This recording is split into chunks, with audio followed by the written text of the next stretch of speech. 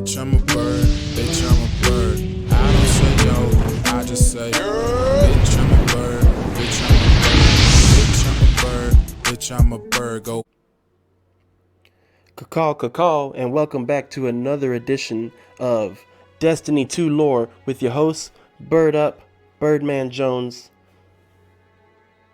the Bird Warlock. Back with some Destiny 2 lore. Today's entry is going to be a little bit longer. This is the story. I really don't even know what the story is about. But today's story is going to be a little bit longer, so please sit back, enjoy the show, click like, click subscribe, and please share, and we will get down to it. Immolant, Part 1, Section 1, Wounds. Commander Zavala stands behind his desk riddled with documents to greet Osiris. Through a cloud-covered shroud, the reforged traveler fills the office with a delicate glow. Osiris, I'm glad to see you safe and with us again. Please sit. Stress draws trenches in Zavala's face. Battle lines between worry and hope, duty and friendship, between survival and annihilation. Osiris meets Zavala's eyes. They do not scream traitor, exile, heretic. Instead, they seek wisdom to confide in another who knows burden. This won't take long, Osiris states, remaining on his feet. Something is communicating across the forces of darkness. Do not let Aramis blind you to other threats on our borders. His disquieting voice prickles. I can provide operational support for you, but that is all. The Vanguard's focus is on Europa. We won't abandon immediate threats to chase cryptic omens. Osiris scoffs in disbelief. Since when has the Vanguard been capable of only one task? He steps towards Zavala, thrusting a finger at him like a spear. How do you not see the tactical advantage of tapping into their communications? You know me better than that. We don't have resources to launch a system-wide investigation. I put my trust in Eris. Zavala inhales deeply. 57 Guardians did not return to the city, dead or otherwise unaccounted for. The consensus factions have their own agendas in light of our losses, and frankly, I didn't expect to see you answer the call either. I came, and now you tell me there is no plan? Perhaps it would have served me better to...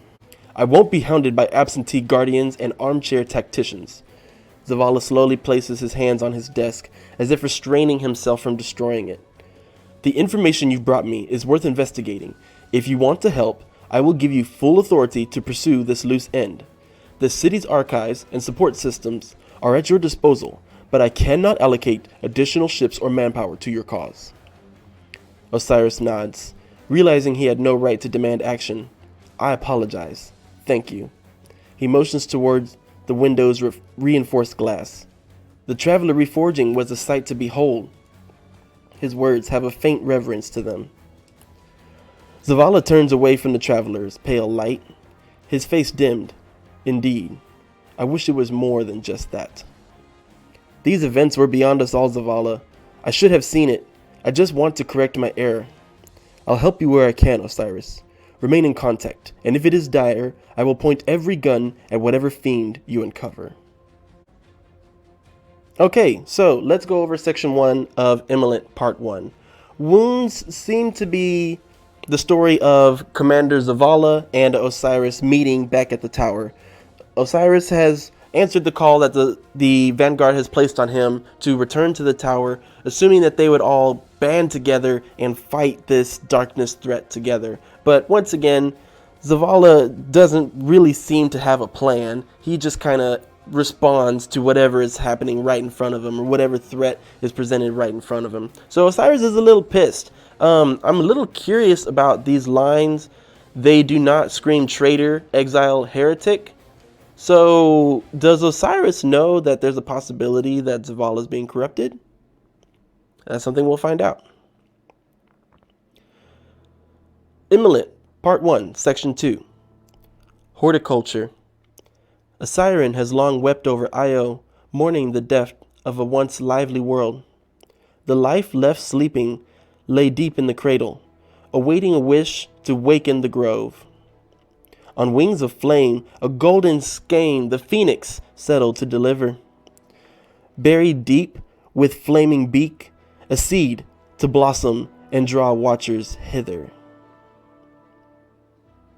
That's pretty good. I mean, it could be a little less narcissistic, but you've only had decades to practice, Sagira pokes. It isn't finished, Osiris grumbles. Stop reading my private drive. Fractals of color scintillate and split across Osiris's jump ship as it slips through space towards Io. His mind is still taxed from his last visit. He remembers, camouflaged against the rushing atmospheric bands of Jupiter, how he drifted alongside its evergreen moon. He remembers the deep wedge that sunk between the two bodies dividing them. The pyramid before him, lascivious tendrils of wildfire hue, flowed from it like a grasping hand across the cradle. The image as clear as relived trauma. Io had been dwarfed against the black angular pit seated in its atmosphere.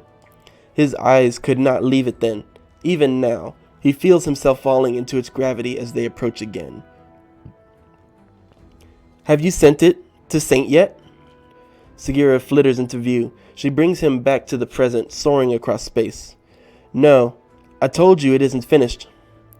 Have you told him you're writing poetry again? He's going to have so much to say about that. Enough. You don't need to be involved. He badgers me enough as it is. Osiris barks half-heartedly, his face softening as the words leave him. We have work to do. They lurch out of their jump. Jupiter's depths fill the canopy with pyrographic incandescence. Dozens of moons arc around the giant in careful, patient grooves, cut into space over millennia of gravitational friction. Io is not among them. Osiris checks and rechecks coordinates. Sagira assures him they are correct. They stare at the disparity together. The orbital readings of Sol's bodies are intact, gravity unaltered. But the system is gutted, 4 globes plucked from the skies. His eyes sink into the maw of eternal depth lurking in Io's place. An anomaly of darkness. Osiris stares as if looking into the pyre flames of a funeral. The corpse's uncanny familiarity, a stranger you half remember. There is only the gouge of Io's absence, a reckoning whisper, and left. Quick review of Immolant, Part 1, Section 2. This poem right here, Osiris tends to try to write prophecies in the form of poetry. I don't exactly know what he's trying to say, but let's just take a quick gasp at it. If I'm right, amazing. If I'm wrong, feel free to slap me in the face in the comments. I would say the siren has long wept over Io, mourning the death of a once lively world. So really, this is that is just the preface for this whole section, is that Io is gone. An entire planet has been plucked from our solar system, not destroyed, not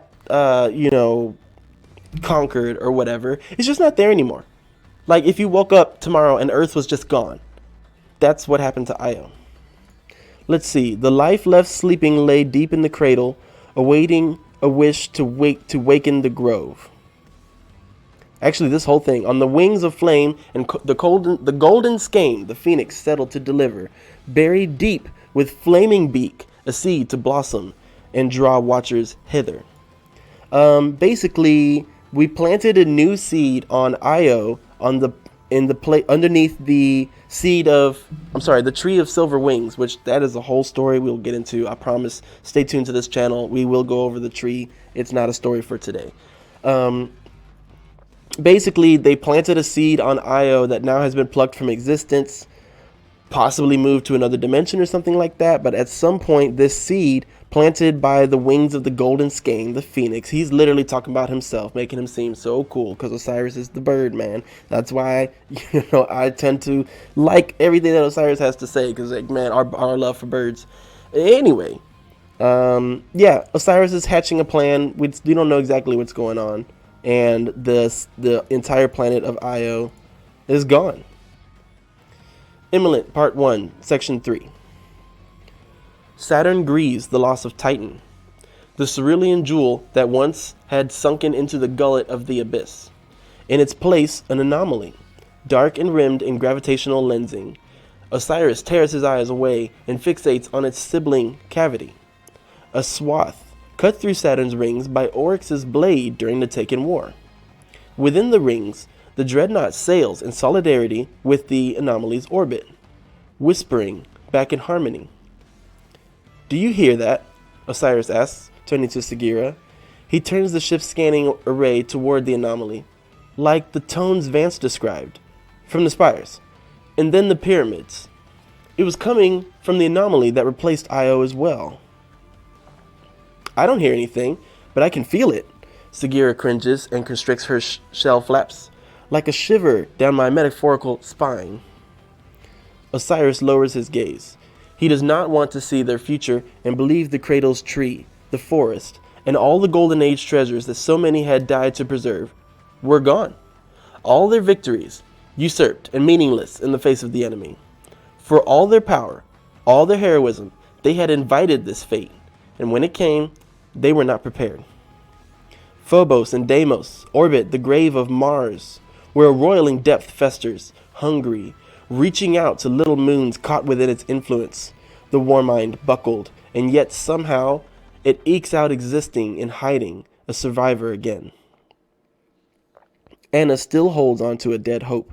She should be out in the field as a paragon of the old age, charging forward to lead unsteady neophytes like he has. Instead, she retreats to the city and lays her worries on Zavala's brow, promising a Rasputin perfected to rebuke the assailing horrors of the night. But the Warmind did not stop the pyramids. And unkept promises make Osiris weary. At least Sloane and Asher confronted the onslaught themselves one last time. How he longs for that assured aplomb. "To know the way forward, one must bear the torch," he murmurs. Sagira is silent. Osiris can feel the weight of each lost world shackle her hope to blistering reality. There is no reason to linger here. The ship drops into Sol's mighty star wind, the brilliant flames of the sun at their backs. Osiris's hope tells him he could find a subdued Mercury here, laboring under the angular shadow of a pyramid. But he knows his hope is a lie. The wound is all he can see, a pit ringed in flame. He remembers the vast nothingness he had witnessed in the infinite forest. He laments the loss of his clairvoyance within its coated halls.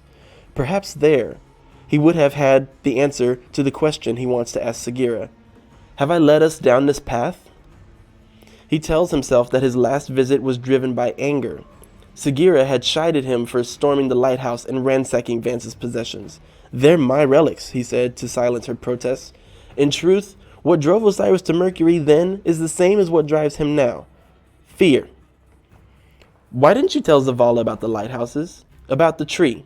Sagira asks. Osiris is silent. "There are people that will help. This isn't the Dark Ages. You don't have to do this alone. When I have something to show them, I will. Right now, all we have are questions." Osiris watches analytical data stream up his monitor. "So where does that leave us?" "Mara began this escapade with her message, and I did as she asked. I can only hope the Awoken can provide more answers." Wow. Alright, section 3 is starting to get a little heavy. We visit the other three planets that were taken from us by the darkness, and they don't exist. There's nothing there. There is a black hole, which apparently users familiar with the darkness are able to hear whispers coming out of the holes left in the void where those planets used to be. Absolute crazy. Something is speaking to us from those now 4 black holes we have in our solar system, as Oryx's old ship, the Dreadnought, orbits Saturn and is also emitting the same whispers. The darkness is onto something, y'all. I'm telling y'all. I don't know exactly what. Something's happening. Another thing that I want to bring to mind about section 3 here towards the end, when Sagira asks, why is he going back and ransacking the lighthouse? Why is he lying to Zavala about what's happening in the solar system? Osiris does not trust Zavala. He is pretty convinced that Zavala either is not helping or is not committing to what he said he's going to do as a leader of the Vanguard. Ikora has been AFK who knows how long. And yeah, things just aren't going over. And lastly, Mara began this escapade with her message, and I did as she asked. I can only hope the Awoken can provide more answers. This references to a previous bit of lore where the Queen of the Awoken, Mara Sov, sends a message through her subordinates to tell Osiris to plant the seed. The seed is exactly what he was talking about in part 2 with that poem. So all of this is a plan that he's been working with the Queen Mara Sov, but she also is AFK right now. So he is literally on his own trying to find answers alone. No help. Can't even fully trust his ghost. Immolant, Part 1, Section 4. Fond Distance. Rain falls in a dreaming city. From within a hollow amethyst cavern, Osiris watches the amber droplets pepper the ground and burst into misty vapor. Their subtle impacts echo off crystalline walls and meld together in escalating, chaotic resonance that rings through the cavern. He could feel the sting of momentum dragging him to an unforeseen end. A million possibilities and only a single chance to move through them. It's beautiful. I've never seen it rain here before. Sagira's words pluck Osiris from his stupor. The rain's tawny sheen fades from the wet ground. He thinks for a moment to ask her what she was saying, but airs his own thoughts instead. Petra was useless.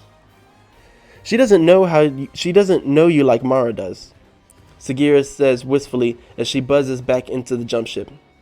Oh good, back in the ship again. You saw the look on her face when she read our data. She knows something she isn't telling us. Maybe she's just being cautious. We don't have time for the Reef's suspicions. They haven't seen you in years, Osiris. The same could be said for their queen. Osiris scoffs and raises himself into the cockpit. Unruly hive activity is all the intelligence Petra had to offer. When are they not? I can try talking next time. That might help.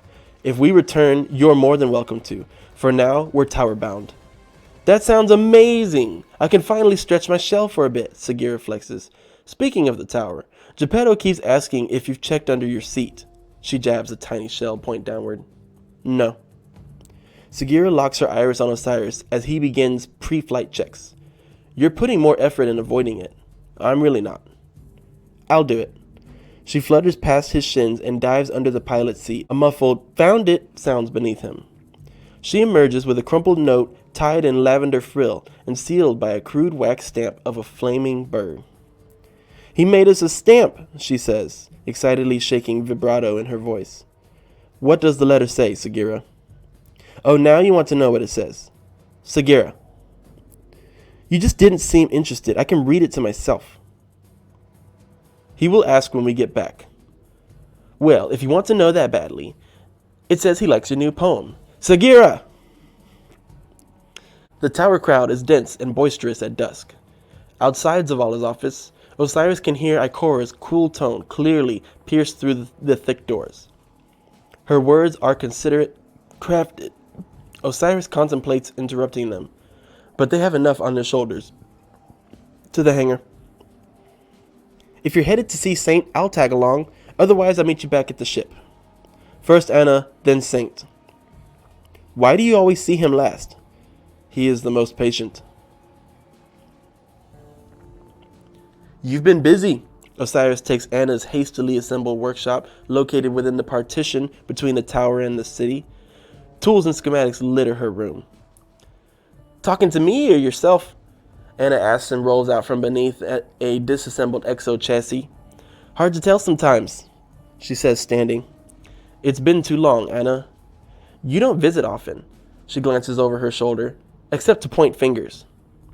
I suppose we've both been busy. I'm glad to see you back in the tower.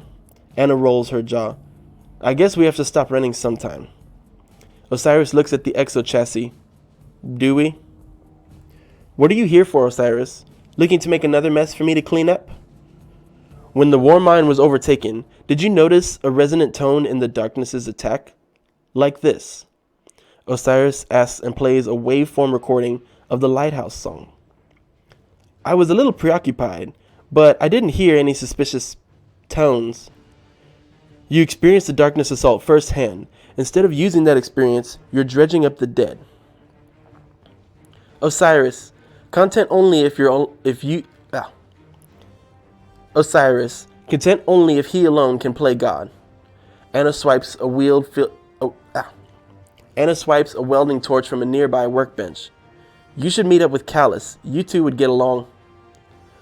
Run the tones through your database. If your pet project has any related information, I'll run it.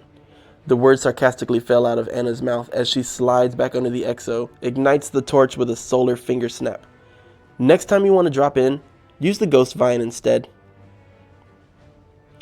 The tower hangar is still. Its ship's grounded. Gearheads and pilots alike wait in tense reticence. Scramble speakers buzz with static anticipation of orders from Vanguard High Command. Osiris turns back to a lone point of light shining through the gloom. I do not understand all this code. This is Geppetto's specialty, Saint 14 says while standing bent over a wide desk covered in data tablets. Holographic images of the lighthouses shimmer in the hangar lights. We could use the crucible right now. Your trials, they will be very helpful. You mean to stay, yes? I will, long enough to show you how to implement the simulation. But tonight, I must disembark, Osiris says. So soon? Osiris tenses his jaw in forced silence. He twiddles with code. I'm worried about what Vance found. Saint places a heavy hand on Osiris's chest. Let go of your obsession. Do not leave chasing phantoms again. Phantoms, you think the darkness is satisfied. This is just the first move. I need to know the next before it's made. If there's something you fear, let me help you. We face this together. Osiris's mind drifts to the dark anomalies. Saint doesn't need another burden. The safest place for you is the tower, Saint. Time tends to renege on its gifts. So your mission is dangerous. Osiris considers lying. Potentially. Then do not go. The Vanguard already scouts Europa. The forest is gone, my fiery bird. Saint gives an uneasy chuckle and bats Osiris on the shoulder with his palm. You don't need to disappear and go looking for another.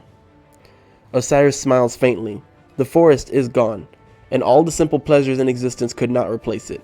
Sagira had told him once that life ebbs and flows, and in that ebb, he is still lost.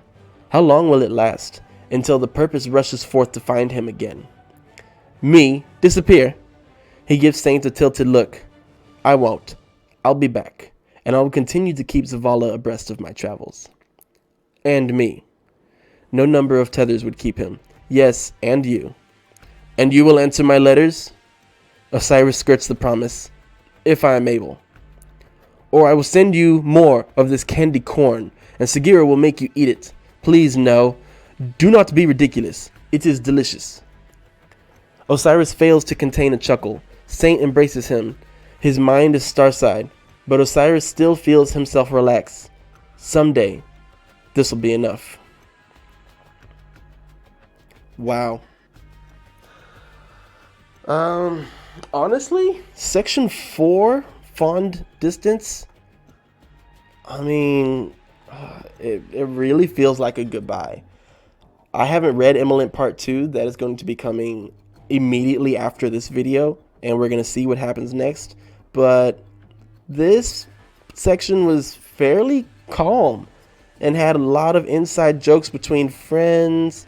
Sagira and Osiris's comical banter. Got a little bit of banter between Osiris and Saint 14. I don't know. Kind of feels like a goodbye. We'll find out on the next episode of Destiny Lore with Birdman Jones, Birduuup, Cacaw.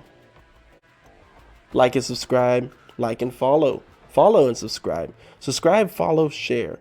Share, follow, subscribe. Smack the like button. Smack the share button. Smack notifications. Hit the notifications button, smack it, and then unsmack it and smack it again. Unsubscribe, subscribe again. Sure. Why not?